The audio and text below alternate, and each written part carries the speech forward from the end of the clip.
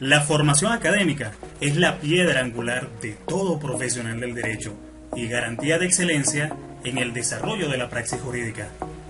Este espacio llega a todos ustedes gracias al Instituto Academia de Formación Jurídica Simón Rodríguez, enseñanza que transforma vidas, preparando a los mejores profesionales del derecho, tanto nacional como internacional, y al despacho de abogados Rojas León y Asociados, compromiso profesional garantizado en toda Venezuela. Mi muy apreciada comunidad jurídica, sean todos ustedes bienvenidos. Nuevamente con ustedes el doctor abogado Mauri Rojas, hoy continuando con la cuarta temática relacionada con la anatomía de la querella penal. Hoy les voy a hablar sobre la admisibilidad, el desistimiento, la imposibilidad de una nueva persecución y las responsabilidades del querellante. Hablar de la admisión de la querella es sumamente interesante y es por ello que hoy te digo, mi muy comprometido colega, que todo proceso penal se inicia y se desarrolla de acuerdo a un procedimiento definido. En esta ocasión me estoy refiriendo a la querella que se regla por lo preceptuado en la actual norma adjetiva penal, como lo es el Código Orgánico Procesal Penal, a saber, en el articulado número 278 que versa sobre la admisibilidad de la querella, donde se desprende que el juez o la jueza admitirá o rechazará la querella y notificará su decisión al Ministerio Público y al imputado o imputada. Debo destacar que la admisión de la misma, previo por supuesto al cumplimiento de las formalidades prescritas conferidas a la víctima, se le otorga a la víctima, reitero, la condición de parte querellante y así expresamente deberá señalarlo el ciudadano juez o jueza de control en el respectivo auto de admisión.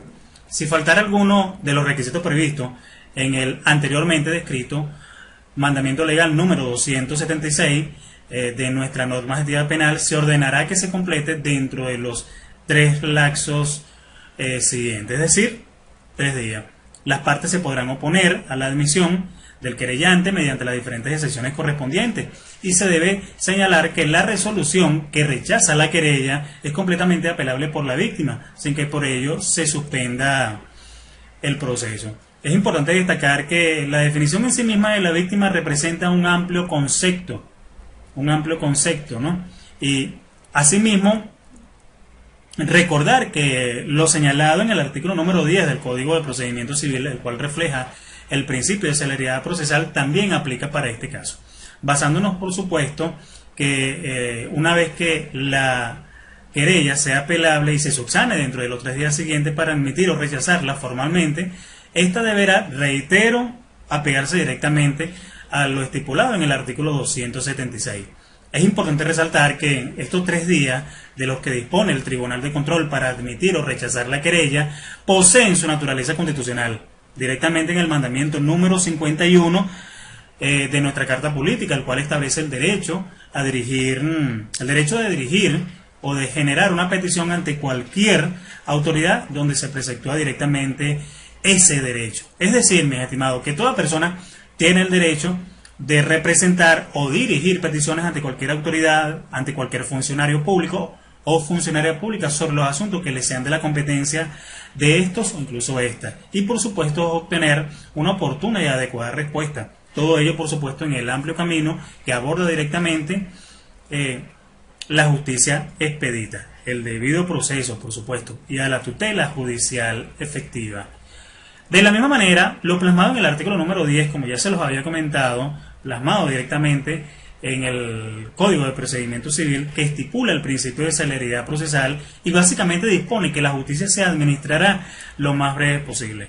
En consecuencia, cuando el Código o en las diferentes leyes especiales no se fije un término para librar alguna providencia, el juez deberá hacerlo dentro de los 3 días siguientes a aquel en que se haya hecho la solicitud correspondiente.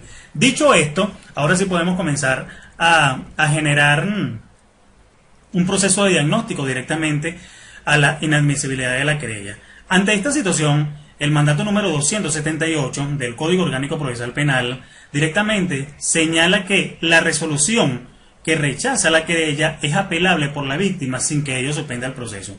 Adicional a ello, el artículo número 396 nos establece la inadmisibilidad y determina con muchísima claridad que la acusación privada será declarada inadmisible solamente cuando el juez o jueza de juicio lo establezca.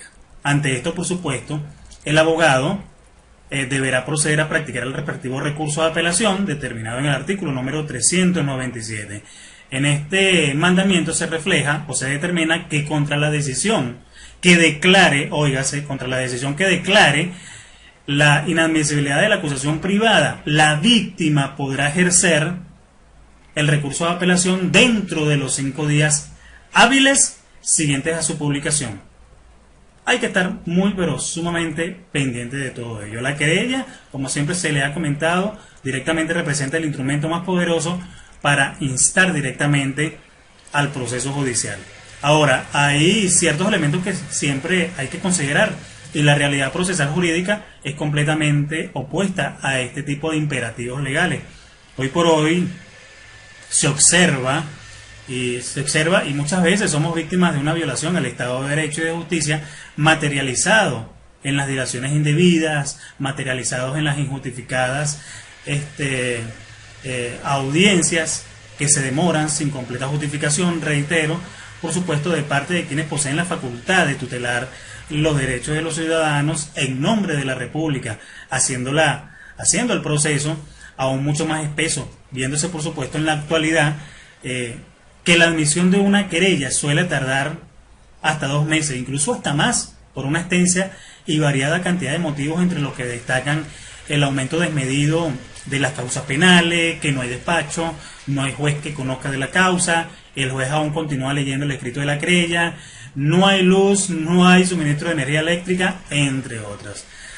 Sobre todo lo expresado, por supuesto, le invito a usted, preciado colega, a continuar dando pasos firmes en pro de la mejora continua y, en consecuencia, de la defensa de los derechos de su representado en nombre del Señor. Amén por eso. Ahora, hablando un poco sobre el desistimiento de la querella, para mí es conveniente señalar que esta es concebida por mi persona como un acto, como un acto de abandonar la instancia, la acción o cualquier otro tipo de trámite o procedimiento administrativo, pudiendo ser por supuesto, expreso o incluso tácito, entendiéndose este último como aquel que opera para poder permitir vencer voluntariamente el término procesal. Penalmente, el desistimiento representa la interrupción o apartamiento voluntario del delito intentado, incluso hasta de aquel cuya ejecución ya se había iniciado. Puede determinar sin más la absolución del procesado que pruebe tal situación, lógicamente, y siempre que no se haya originado ya las infracciones, aunque sean menores. En fin, mis estimados profesionales, el desistimiento básicamente es el abandono voluntario del proceso iniciado directamente por la parte demandante o promotor del expediente. Por lo tanto, en una primera aproximación a esta institución se puede básicamente decir que usted puede encontrar ante la actuación de parte de quien inició el proceso directamente encaminado a ponerle fin de una manera anticipada. Entonces, el desistimiento básicamente es el distanciamiento y es la renuncia voluntaria de quien inició el proceso, es decir, el querellante. Ahí, la institución jurídica del desistimiento básicamente se presenta cuando un sujeto activo, a pesar de haber dado ya comienzo a los diferentes actos de desarrollo durante el proceso penal, da marcha atrás de una manera voluntaria y por supuesto eficaz. Evita la consumación del delito o la realización completa del tipo penal. A tal propósito, por supuesto, existen 2 posibilidades que siempre deben tomarse en cuenta, sobre todo al momento de generar este tipo de el desistimiento dentro del proceso, y uno de ellos es la simple interrupción del abandono de su propósito criminal en el caso de la llamada tentativa, y el otro es realizarla de una forma activa como un comportamiento que contrarrestre básicamente o deje sin efecto lo que hasta entonces se haya realizado. Es por ello que hay que entenderla con bastante claridad en las diferentes motivaciones. También se destaca o destaco la imposibilidad de una nueva persecución de parte del querellante, y es que ante la posible decisión tomada de parte de su representado en desistir de la querella, esta traerá consecuencias y efectos legales de forma inmediata. Nuestro Código Orgánico Procesal Penal, directamente en su mandamiento número 280, nos establece la imposibilidad de una nueva persecución. Por supuesto, el desistimiento impedirá toda posterior persecución por parte de él o de parte del querellante, o incluso del acusador o acusadora particular, y en virtud del mismo hecho que constituyó el objeto de su querella o de su acusación particular propia, y por supuesto en relación con los imputados o imputados que participaron en este proceso.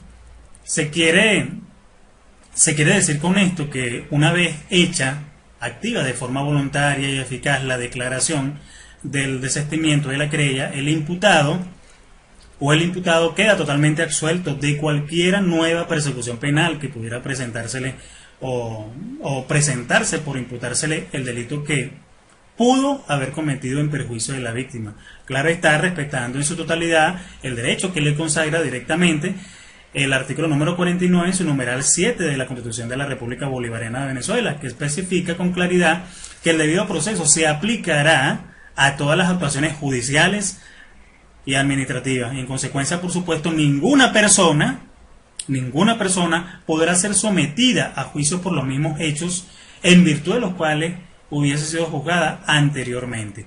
Pero ¿cuál es la responsabilidad del querellante en este sentido? ¿Cuál es la responsabilidad del querellante en este sentido? Se acentúa la responsabilidad asumida directamente por las partes, en aras del derecho y en aras del respeto de la corresponsabilidad existente entre los involucrados en el proceso, entendiendo la corresponsabilidad como uno de los principios fundamentales que sustenta el modelo de Estado y de sociedad plasmado directamente en nuestra Constitución, donde el Estado tiene unas funciones y responsabilidades específicas, y el ciudadano también tiene unos derechos y unas obligaciones que cumplir en los asuntos públicos. Si bien es cierto, el Estado tiene responsabilidades y unas funciones, no por ello debe limitar ni restringir a la sociedad. Por supuesto, el Estado, para quien les habla, es una opinión completamente profesional, el Estado debe garantizar los derechos y a la vez los deberes y por supuesto las obligaciones.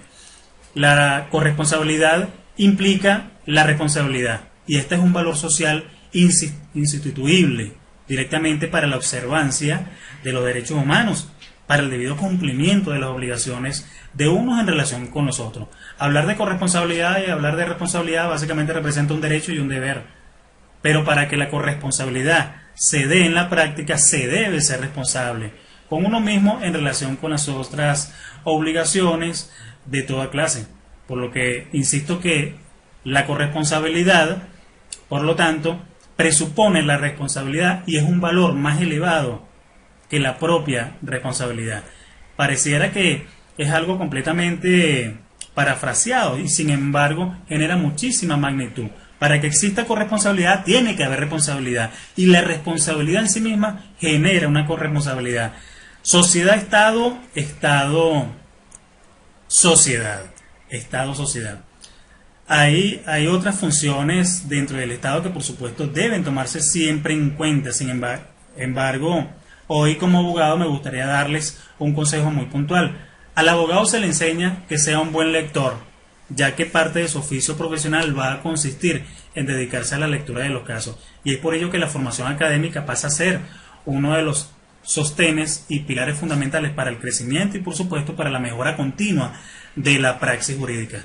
Un consejo profesional de mi parte para cada uno de ustedes.